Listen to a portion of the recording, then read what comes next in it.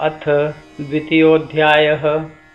संजय उवाच तं तथा कृपयाविष्टम् अश्रुपूर्णाकुले क्षणं विषीदन्तमिदं वाक्यम् उवाच मधुसूदन।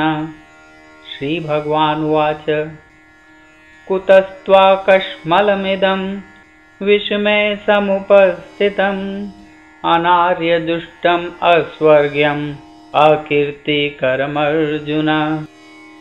क्लैव्यं मास्मगमः पार्थ नैतत्त्वयुपपद्यते क्षुद्रं हृदय दौर्बल्यं त्यक्त्वोत्तिष्ठ परन्तप।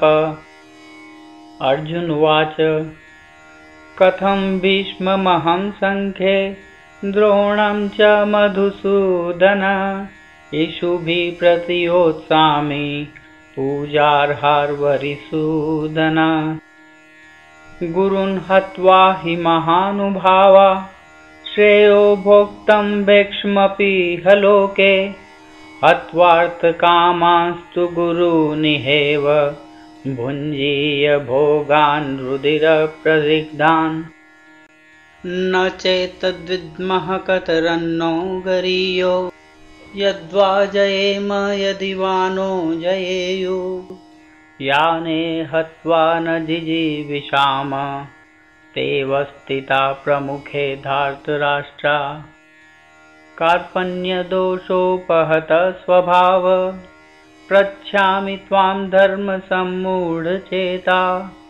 यच्छ्रेयसा निश्चितं ब्रूहि तन्मे शिष्यस्तेऽहं शाधि मां त्वां प्रपन्नम्।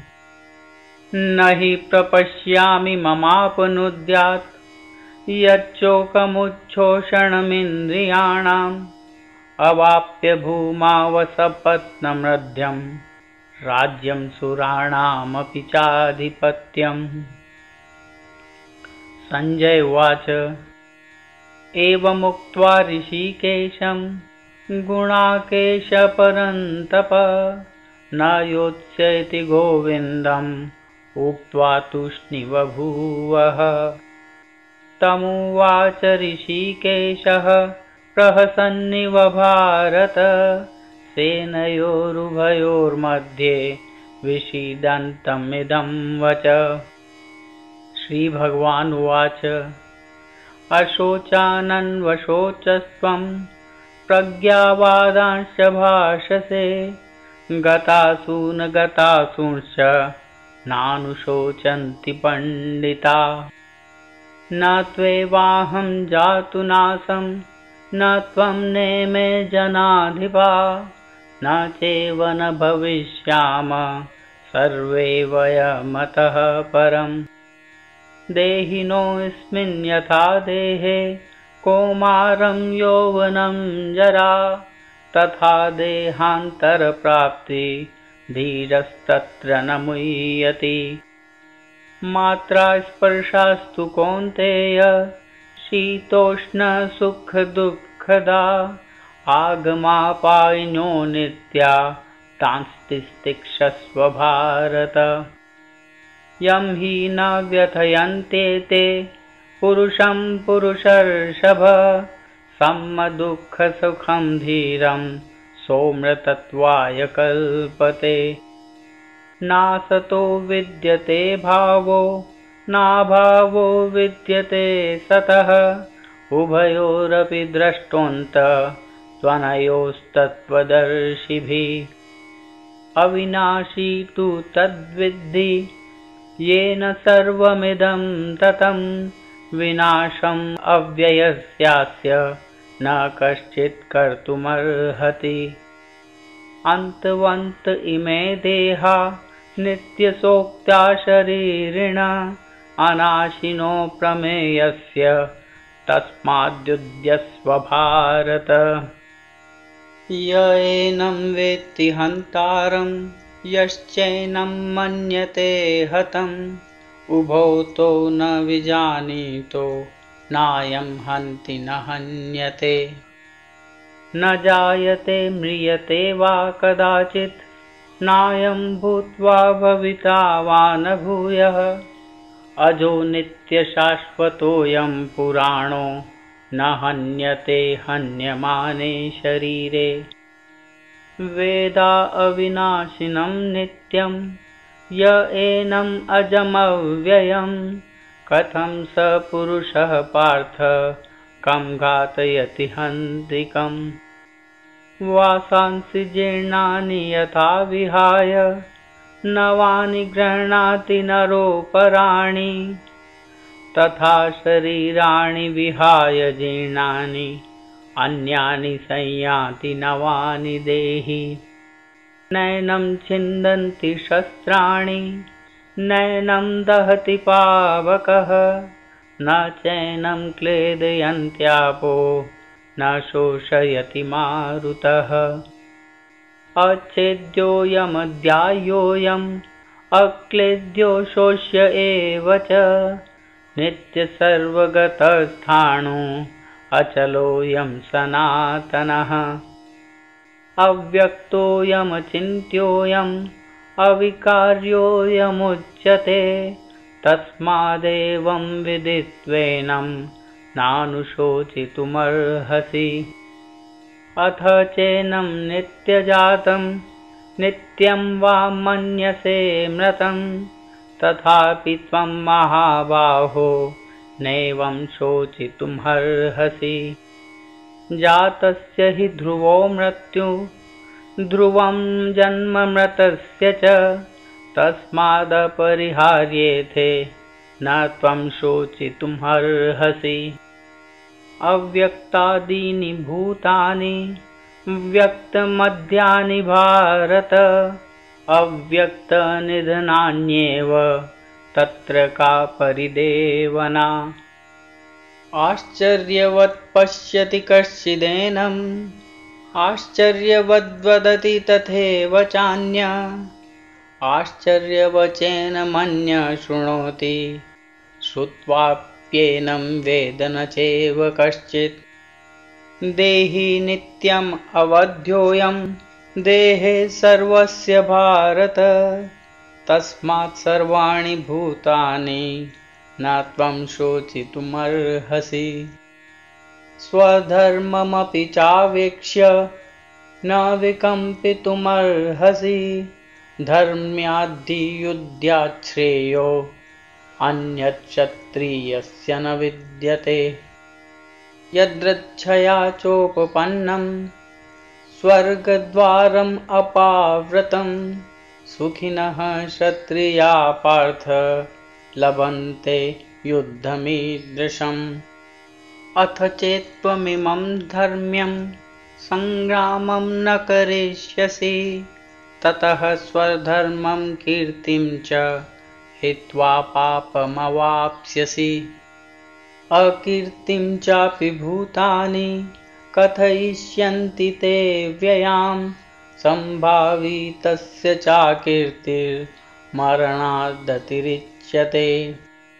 भयात्रणात् उपरतं मन्स्यन्ते त्वां महारथा येषां च त्वं बहुमतो भूत्वा यास्यसि लाघवम्। अवाच्य वादांश्च बहून् वदिष्यन्ति तवाहिता निन्दन्तस्तव सामर्थ्यं ततो दुःखतरं नु किम्। अतो वा प्राप्स्यसि स्वर्गं जित्वा वा भोक्ष्यसे महीम् तस्मात् उत्तिष्ठ कौन्तेय युद्धाय कृतनिश्चयः। सुखदुःखे समे कृत्वा लाभालाभो जयाजयो ततो युद्धाय युज्यस्व नैवं पापम् अवाप्स्यसि। एषा ते विहिता सांख्ये बुद्धिर्योगे त्विमां शृणु बुद्ध्या युक्तो यया पार्थ कर्मबन्धं प्रहास्यसि। नेहाभिक्रमनाशोऽस्ति प्रत्यवायो न विद्यते स्वल्पमप्यस्य धर्मस्य त्रायते महतो भयात्। व्यवसायात्मिका बुद्धि एकेह कुरु नन्दन बहुशाखाहनन्ताश्च बुद्धयो व्यवसायिनाम् यामिमां पुष्पितां वाचं प्रवदन्त्यविपश्चितः वेदवादरताः पार्थ नान्यदस्तीति वादिनः कामात्मानः स्वर्गपरा जन्मकर्मफलप्रदां क्रियाविशेषबहुलां भोगैश्वर्यगतिं प्रति भोगैश्वर्यप्रसक्तानां तया परतचेतसां व्यवसायात्मिका बुद्धिः समाधो न विधीयते त्रैगुण्या विषया वेदा निस्त्रैगुण्यो भवार्जुन निर्द्वन्द्वो नित्यसत्त्वस्थो निर्योगक्षेम आत्मवान् यावानर्थ उदपाने सर्वतः सम्प्लुतोदके तावान् सर्वेषु वेदेषु ब्राह्मणस्य विजानतः कर्मण्येवाधिकारस्ते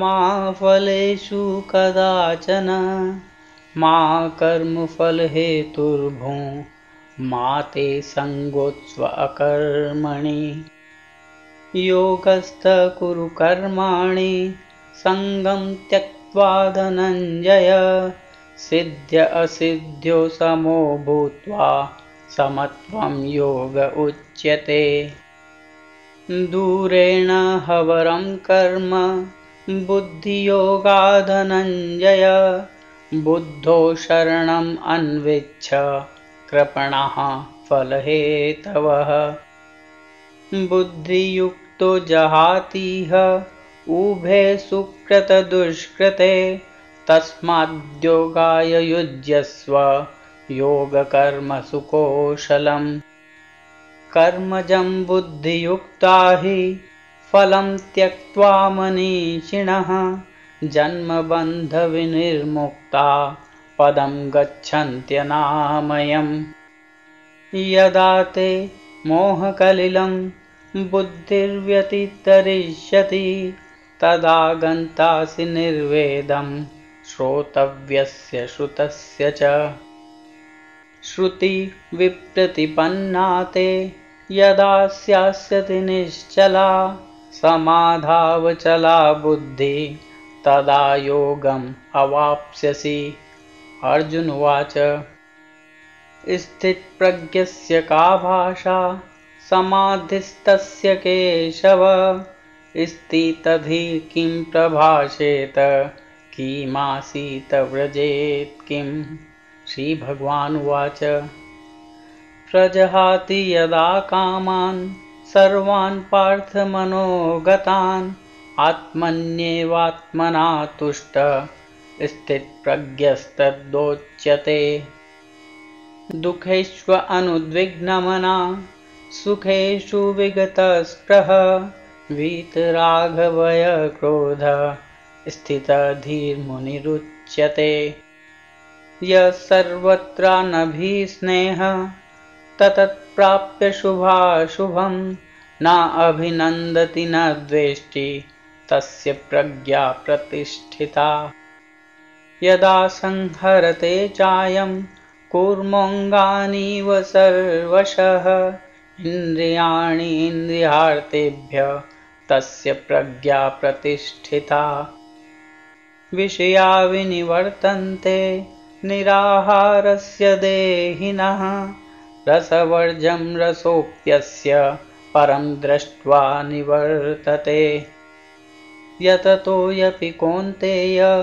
पुरुषस्य विपश्चितः इन्द्रियाणि प्रमाथीनि हरन्ति प्रसभं मनः तानि सर्वाणि संयम्य युक्त आसीत मत्परः वशे यस्य इन्द्रियाणि तस्य प्रज्ञा प्रतिष्ठिता ध्यायतो विषयान् पुंसः सङ्गस्तेषुपजायते सङ्गात् सञ्जायते कामः कामात् क्रोधोऽभिजायते। क्रोधात् भवति सम्मोहः, सम्मोहात् स्मृतिविभ्रमः, स्मृतिभ्रंशात् बुद्धिनाशो, बुद्धिनाशात् प्रणश्यति। रागद्वेषवियुक्तेस्तु विषयानिन्द्रियैश्चरन्, आत्मवश्यैर्विधेयात्मा प्रसादमधिगच्छति। प्रसादे सर्वदुःखानां हानिरस्योपजायते, प्रसन्नचेतसो यासु बुद्धिपर्यवतिष्ठते। नास्ति बुद्धिर्युक्तस्य न चायुक्तस्य भावना, न चाभावयतः शान्ति, अशान्तस्य कुतः सुखम्। इन्द्रियाणि हि चरतां यन्मनोनुविधीयते, तदस्य हरति प्रज्ञां वायुर्नावमिवाम्भसि। तस्माद्यस्य महाबाहो निग्रहितानि सर्वशः, इन्द्रियाणि इन्द्रियार्थेभ्यः तस्य प्रज्ञा प्रतिष्ठिता। या निशा सर्वभूतानां तस्यां जागर्ति संयमी, यस्यां जागृति भूतानि सा निशा पश्यतो मुने। आपूर्यमाणम् अचलप्रतिष्ठं समुद्रमापः प्रविशन्ति यद्वत्, तद्वत् कामायं प्रविशन्ति सर्वे, स शान्तिमाप्नोति न कामकामी। विहाय कामान्यसर्वान् पुमांश्चरति निःस्पृहः, निर्ममो निरहङ्कारः स शान्तिमधिगच्छति।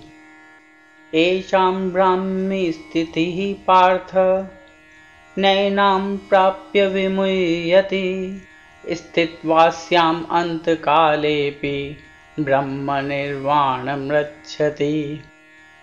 ॐ तत्सदिति श्रीमद्भगवद्गीतासु उपनिषत्सु ब्रह्मविद्यायां योगशास्त्रे श्रीकृष्णार्जुनसंवादे सांख्ययोगो नाम द्वितीयोऽध्यायः।